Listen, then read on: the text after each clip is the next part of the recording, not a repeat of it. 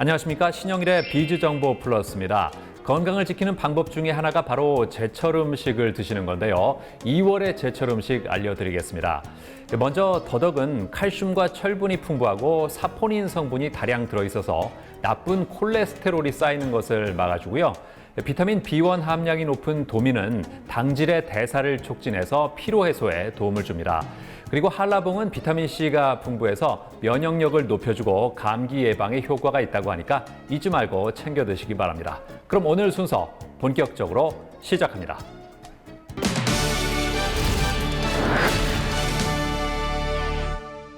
과거에는 치아를 상실했을 때 틀니를 하는 방법밖에는 없었지만 요즘에는 임플란트 기술이 점점 발전하면서 자연 치아와 흡사한 치아 기능을 가진 임플란트 치료를 받는 사람들이 점점 늘어나고 있습니다. 자, 그래서 이번에는 임플란트 수술에 대해서 자세히 알아봤습니다. 급격한 인구 노령화 속도에 맞춰 치아를 상실하는 환자 수도 급증하고 있다고 합니다. 치아를 상실하게 되면 우선 음식물을 씹기 어려울 뿐만 아니라 웃거나 말할 때 소극적일 수밖에 없게 되는데요.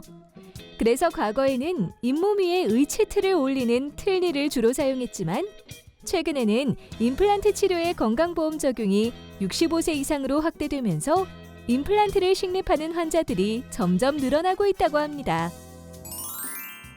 인공치아 또는 제3의 치아라고 불리는 임플란트. 수술 과정부터 올바른 사후 관리 방법까지 임플란트에 대한 궁금증을 파헤쳐 보았습니다. 임플란트는 상실된 치아를 회복하기 위해서 개발된 치료로서 치아의 뿌리에 해당하는 임플란트 고정체를 치조골에 식립을 하고 치조골과 임플란트 고정체가 골유착이 일어나면 그 위에 보철물을 씌워서 사용하는 방법입니다. 임플란트를 진행할 경우 상담과 검사를 통해 식립 위치를 정확하게 파악하는 것이 중요한데요. 임플란트 수술이 필요한 환자의 치주 상태와 구강 상태를 종합적으로 고려해 올바르고 안전한 치료 계획을 세워야 합니다. 임플란트 식립이 가능한 나이는 턱뼈의 성장이 완료되는 18세 이후부터입니다. 물론 70세 이후에도 임플란트 수술이 가능한데요.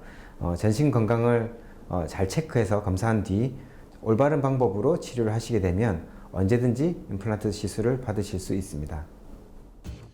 임플란트 수술은 상실된 치아 뿌리에 인공치아를 직접 심는 방식이기 때문에 주변 치아에 손상을 주지 않고 치조골에 인공치아가 직접 결합돼 있어 틀니를 착용했을 때보다 씹는 힘이 좋다고 합니다.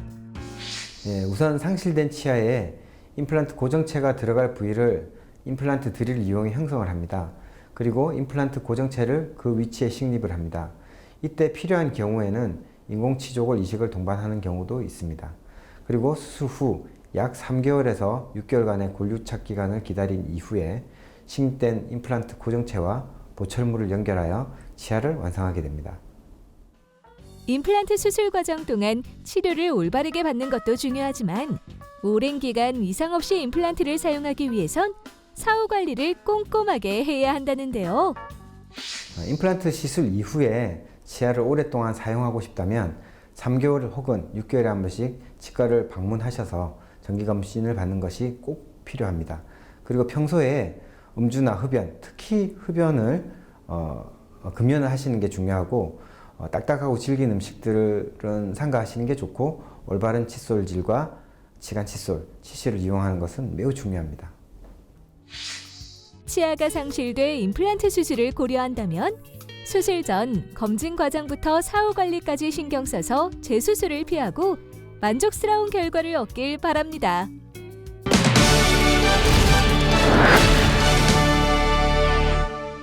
이수옥 원장님과 함께 자세한 말씀 나눠보겠습니다. 안녕하세요. 네, 안녕하세요. 임플란트 치료는 어떤 분들께 필요합니까? 임플란트는 치아 우식증이나 치주 질환으로 해서 상실된 치아를 회복하는 치료입니다.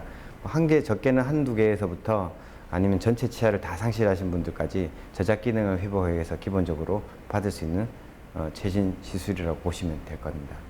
임플란트에도 여러 가지 종류가 있다면서요?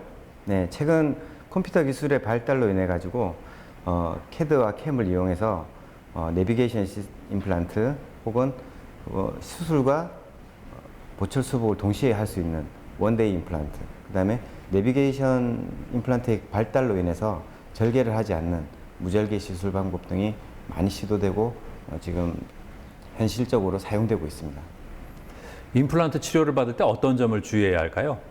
임플란트 시술 시에 가장 중요한 것은 진단입니다. 그래서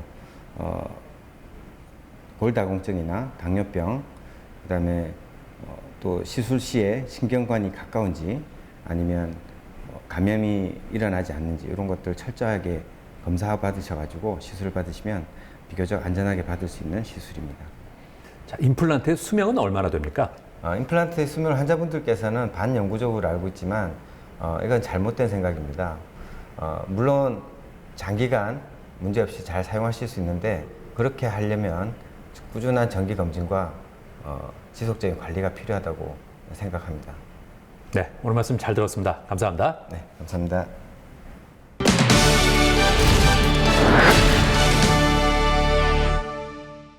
싱크대 배수구는 잘못 관리하면 냄새도 나고 보기에도 좋지 않은데요. 싱크대 배수구 관리하는 법을 알려드리겠습니다. 먼저 과탄산 소다를 배수구에 넣고 뜨거운 물을 천천히 부어준 후 칫솔로 닦아주면 대부분의 때를 제거할 수 있고요. 베이킹 소다를 배수구에 뿌려주면 알칼리성인 베이킹 소다가 산성인 음식물을 중화시켜서 악취를 막을 수 있다니까 참고하시기 바랍니다.